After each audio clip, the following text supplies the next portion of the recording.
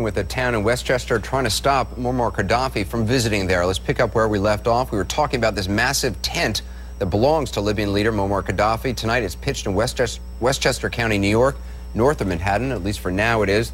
The property it's on belongs to the Trump organization, Donald Trump. Gadhafi is here in New York for the UN General Assembly meeting. It's his first visit to the United States in 40 years. I'm talking again with Brian Flynn, whose older brother JP was killed on Pan Am 103, and Rabbi Shmuley Boteach, who was a key figure in blocking Gadhafi from pitching that tent in Englewood, New Jersey. Brian, Gadhafi's here, as I said, for the first time in 40 years. Why do you think he's here now? It's interesting. In his country, he needs validation, and he needs acceptance by the Western world. So he's come here to show that the Western world is now embracing Gadhafi. And I think it's a tremendous hypocrisy on our part to ignore what has been one of the worst, most brutal regimes that we've seen in 50 years, and by accepting him and embracing him here in the United States. Rabbi Shmuley, you know, there are those who say, well, look, he's clearly had this past. He's maybe a thug and a dictator, but plenty of thugs and dictators have come to the United States over the years and come to the UN. But Anderson, he's thumbing his nose at us. This event with al-Megrahi happened about 3 weeks ago, and we all watched how this killer, and a cowardly killer at that, all he did was place a bomb on a plane and let the people be blown to smithereens. He kissed Gadhafi's hands, and we Americans need to tell Gadhafi to kiss a different part of our anatomy entirely. The fact is, he doesn't belong on our soil. Donald Trump should tell him, you're fired. I mean, what message does it send that we drown our morals in a giant vat of oil? We stand for something better, and I'm astonished that this man is welcomed as some sort of international figure to our shores. And I think that President Obama needs to understand that he is out of step with the rest of the American people if he is to welcome him, because New Jersey, where we pushed him out, we had Governor Corzine, Senator Lautenberg, Congressman Steve Rothman. They're all Democrats. It's a staunchly blue state, and each one of them said that Gadhafi should not even be granted a visa to enter the United States. And I think it's also important to point out that there was an opportunity here for the United States to take a stand against Gadhafi. And in fact, just today, the U.S. ambassador to the UK said, in fact, we're ready to move on from this Libya problem. And I was just shocked to read that today, based on what's happened. Yeah. You know, are you surprised that Donald Trump has not been kind of out in front on this? I mean, clearly the organization is saying, look, this was done through business associates, and it seems like they're saying we didn't know, you know, what was behind this tent or who was going to be visiting inside this tent. Donald Trump's a very smart guy, a very PR savvy guy. I would have thought he would have gotten out in front of this today. Could you imagine if this response was given by one of the people on his TV show, this kind of obfuscation? I had no idea what was going on. He would get rid of that person in a moment. Donald Trump knows exactly what's happening with his property in Bedford.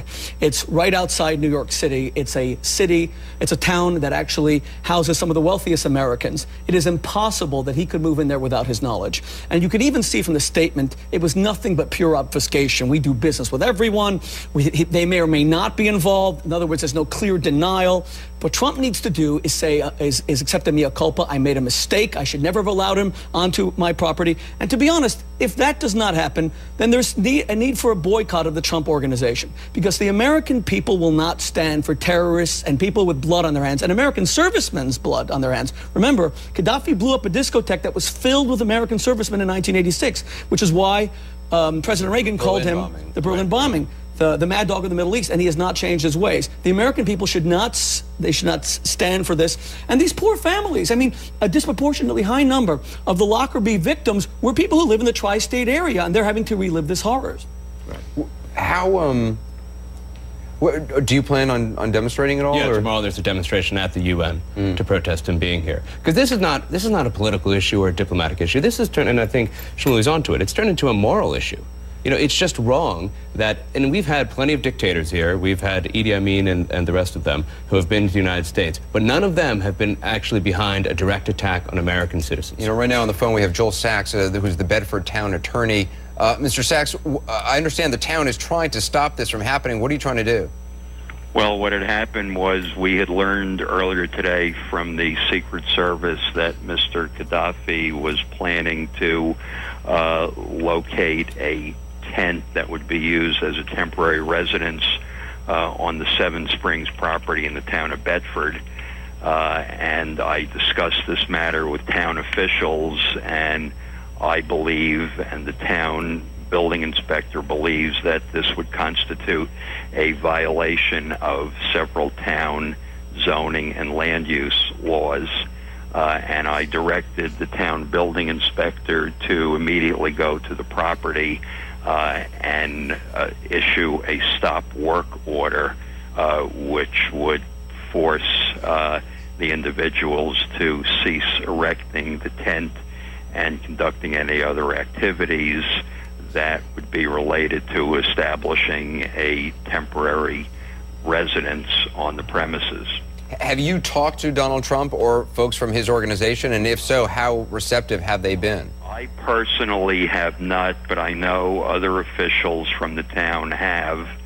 And we were advised by the Trump organization that they admitted that they had leased the property to certain partners of Mr. Trump in the Middle East, but Mr. Trump disclaimed knowledge of the fact that Mr. Gadhafi would be attempting to have a tent and a temporary residence on the property, and I believe Mr. Trump indicated to some individuals in the town that he's appalled now to find out what's going on. What do you think is going to happen now? I mean, there's a stop work order, so they can't do any more work on it, but it looks like the tent's already up. Does this mean Gadhafi could still visit?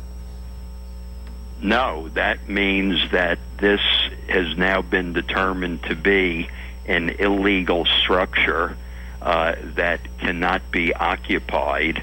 It's both an illegal structure plus it constitutes the erection of a temporary residence without a building permit or without a special permit from the town of Bedford. And I'm sure tomorrow representatives of the town will return to the site and make sure that if the tent is still up, that it is not being used for any type of habitation. Can I just say, Anderson, we had this situation in Englewood as well. It is not true from our experience that a simple stop work order could stop Gadhafi from entering that tent. You have to go to court. The Libyans defied the stop work order of the city of Englewood and its attorney for a week. It was only when we went to court and the court ordered, and the judge ordered them to stop work. So I think the city of Bedford needs to understand that they will defy this work order as they did to Englewood. They don't care about our rules and regulations. These are people who live in a dictatorship. There's only one man who makes all the rules.